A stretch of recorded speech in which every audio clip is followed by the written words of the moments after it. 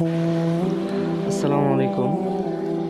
আমরা যে বলি আমাদের কুমিল্লা বরুড়া লতিরাজের জন্য বিখ্যাত, আমরা কেন বলি দেখতে পাচ্ছেন আমাদের এই বরুড়ার লতিরাজ গাছ থেকে লতা কিভাবে বের হচ্ছে।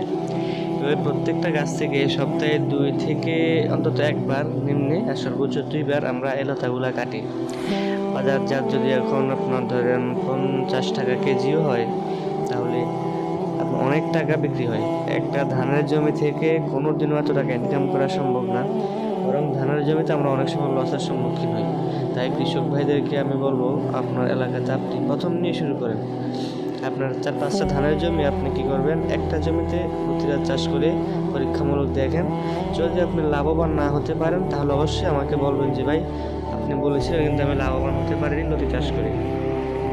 আমরা 2 থেকে 2.5 বছর আমাদের এই কুমিল্লার বিখ্যাত এই জাতটা আমরা সারা বাংলাদেশে সরবরাহ করে আসছি। তো যারা আমাদের থেকে চারা নিয়েছেন আলহামদুলিল্লাহ প্রত্যেকেই লাভবান হয়েছেন। আমরা চাই ভালো জাতটা কীভাবে ছড়িয়ে দেওয়া যায় এবং কৃষকরা কীভাবে লাভবান হতে পারে। প্রতিটা জাতটা যদি সারা বাংলাদেশে ছড়ায়, তাহলে আমাদের লতার ডিমান্ড আরও বাড়বে, মানুষ এটা খেতে অনেক পছন্দ করবে। আমাদের এই জাতের লতাটা অনেক সুস্বাদু খেতে, ওইটা বাজার চাহিদা অনেক বেশি। এটা চিকন হয়, কিছুটা লম্বা হয় প্রচুর পরিমাণ, এটা বাজারে চাহিদা, দেখতে সুন্দর। আর আমাদের এটা চারা বিক্রি করতে পারবেন, আবার ফুল বিক্রি হবে। লতা তো লাগানোর 2 মাস পর থেকে আসবে আর 1 বছর জমিতে থাকবে। গাছ যে কদিন আপনি মাটিতে রাখতে পারবেন দাঁড় করিয়ে, অতদিনই লতা আসবে, সেটা হিসাব। আর হচ্ছে আপনার ফুল সব কিছু মিলিয়ে খুব ভালো টাকা অ্যামাউন্ট ইনকাম হয়। আর প্রচুরও আপনি 1 বছর পর আবার বিক্রি করতে পারবেন 20 থেকে 25 টাকা পাইকারি রেট আমাদের দিকে থাকে। আপনার অঞ্চলে আরও বেশি হতে পারে, যেহেতু লতিরাজ লতার জন্য চাষ করা হয়। এগুলোতে আপনার কচু ছোটো হয়, আর যে যাতে আপনার কচু হয় ওগুলোতে লতা একবারে হয় না, হয় একটু কম হয়, 2-1 লতা আসে, আর কত বেশি হয় না। তো আমাদের বরুড়ার বীজটা হচ্ছে সবচেয়ে বেস্ট আমরা মনে করি।